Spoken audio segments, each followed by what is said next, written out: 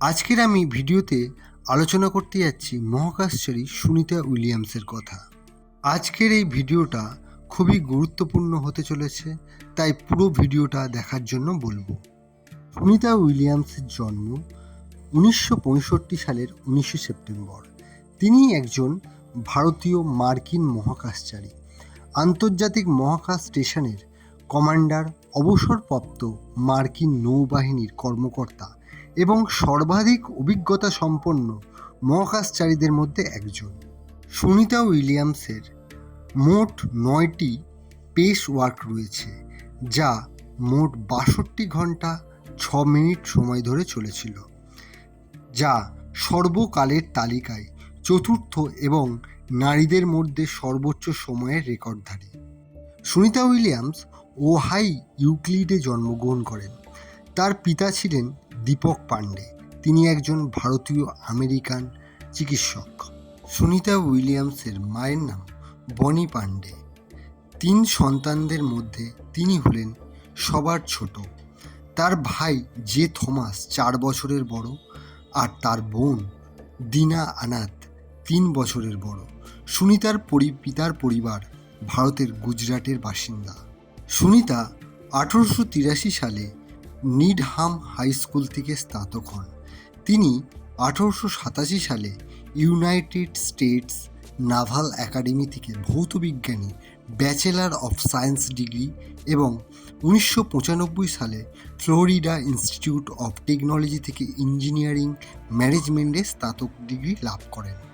1987 মে মাসে উইলিয়ামস যুক্তরাষ্ট্রের নেভাল একাডেমি থেকে উত্তীর্ণ হয়ে ইউএস নেভিতে একজন অ্যাসাইন হিসেবে নিযুক্ত হন।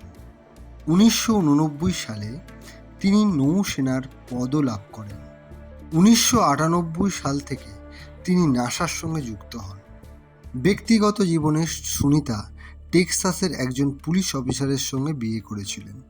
দুজনের কেরিয়ার এইভাবেই শুরু হয়েছিল। তারপর 2012 সালে সুনিতা আহমেদাবাদ থেকে একটি মেয়েকে দত্তক নেওয়ার ইচ্ছাও প্রকাশ করেছিলেন। সুনিতা উইলিয়ামস হিন্দু ধর্ম পালন করেন। 2006 সালে ডিসেম্বরে তিনি আন্তর্জাতিক মহাকাশ স্টেশনে ভগবদ গীতার একটি অনুলিপি নিয়ে যান। 2012 সালে তিনি সেখানে একটি শান্তিপূর্ণ চিহ্ন ওম এবং উপনিষদের একটি অনুলিপিও নিয়ে যান। 2007 সালে সেপ্টেম্বরে সুনিতা গুজরাটের সবরমতী আশ্রম এবং তার পৈতৃক গ্রাম ঝুলসান পরিদর্শনও করেন। তিনি গুজরাটি সোসাইটির দ্বারা সর্দার বল্লভভাই প্যাটেল বিশ্ব প্রতিভা পুরস্কারেও ভূষিত হন।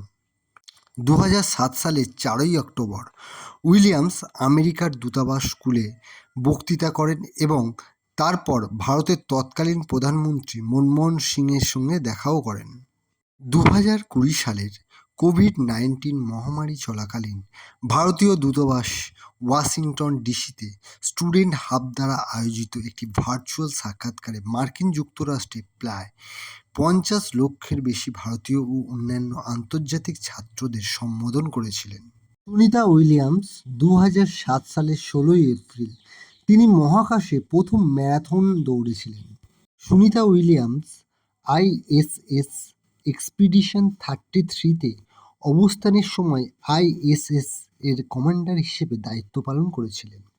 তিনি 17 সেপ্টেম্বর 2012 তারিখে আন্তর্জাতিক মহাকাশ স্টেশনের কমান্ডারও হন। 2015 সালের জুলাই মাসে নাসা উইলিয়ামসকে মার্কিন বাণিজ্যিক মহাকাশযানের প্রথম নভোচারীদের একজন হিসেবে ঘোষণা করে।